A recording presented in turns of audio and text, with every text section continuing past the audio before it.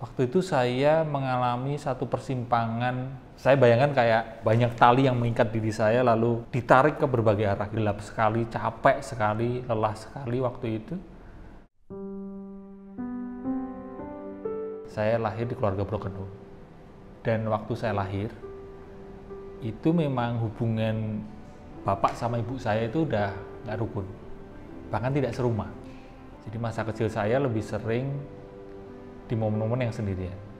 Karena waktu itu ibu saya juga masih berusaha untuk memulihkan batinnya. Hubungan saya dengan bapak memang sangat nggak dekat gitu. Kehadiran dirinya pun saya juga kayak malah ada rasa kepingin menghindar dari dirinya. Lalu bertambah usia, remaja, lulus SMA, saya kuliah di Jogja. Nah ini juga menjadi jawaban kenapa kok saya bisa menekuni bidang semacam ini. Itu karena waktu SMA itu kelihatannya aku cocok belajar psikologi gitu. Mungkin keinginan untuk memulihkan diri saya sendiri, belajar sebenarnya yang aku alami ini gimana sih. Dengan saya menekuni bidang seperti ini, Mas, banyak orang punya kesan bahwa saya ini adalah orang yang mungkin hidup saya baik-baik saja atau mungkin kayak selalu tenang. Padahal enggak juga gitu. Saya ini manusia biasa juga gitu. Sebelum lulus kuliah sampai lulus kuliah, waktu itu saya mengalami satu persimpangan jalan. Waktu dulu saya tidak mengenal istilah quarter life crisis ya. Dan di momen itu rasanya gelap banget sih. Kayak gimana ya? Ngomongin karir nggak jelas gitu. Berhadapan dengan permasalahan karir itu, saya lari ke teman saya gitu. Tapi di satu sisi waktu itu di momen yang pertemanan saya juga nggak baik-baik saja gitu. Kayak kok teman-teman kok pada sibuk sendiri-sendiri sih gitu. Jangan dulu kan masih pacaran. Nah, ini kok pacar juga baru nyebelin nih. Oke lah lari ke misal belanja atau jalan-jalan. Nah, gimana bisa jalan-jalan, gimana bisa belanja, gimana bisa hore-hore. Karena kondisi keuangan juga mepet banget gitu. Nah saking saya kayak ditarik ke berbagai arah dan gelap sekali, capek sekali, lelah sekali waktu itu saya sempat beberapa kali kepingin gimana ya cara menyelesaikan hidup ini ya, udahlah menghilang aja gitu. Udahlah bunuh diri aja. Di momen itu beberapa kali saya sampai sesebel itu sama hidup, sesebel itu sama diri saya.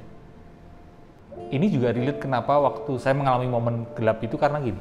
Ketika masa kecil saya mengalami kondisi keluarga seperti itu saya sebagai anak di situ kehilangan trust, kepercayaan pada cinta dan kepercayaan pada hidup ini.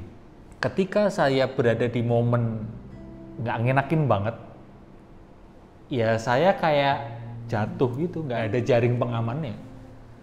Di suatu malam ya, muncul keinginan begitu kuat untuk menyudahi hidup saya. Lalu saya menyadari keinginan itu. Berarti ada dua pihak kan di situ.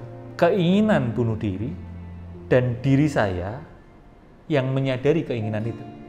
Berarti diri saya ini berjarak dengan keinginan tersebut.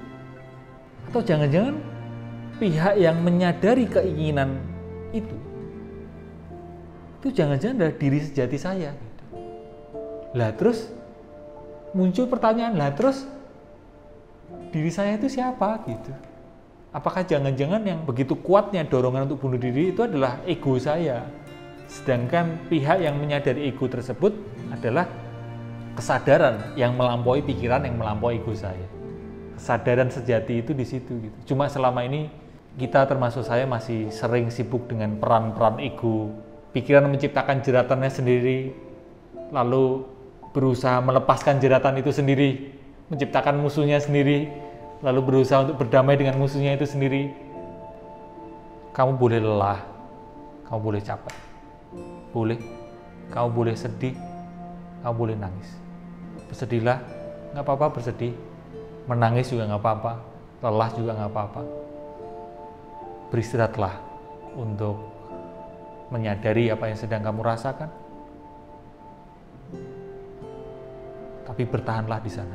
Setiap orang punya masalah, bahkan saya pun juga punya masalah. Kamu tidak sendirian. Karena habis gelap akan terbit terang.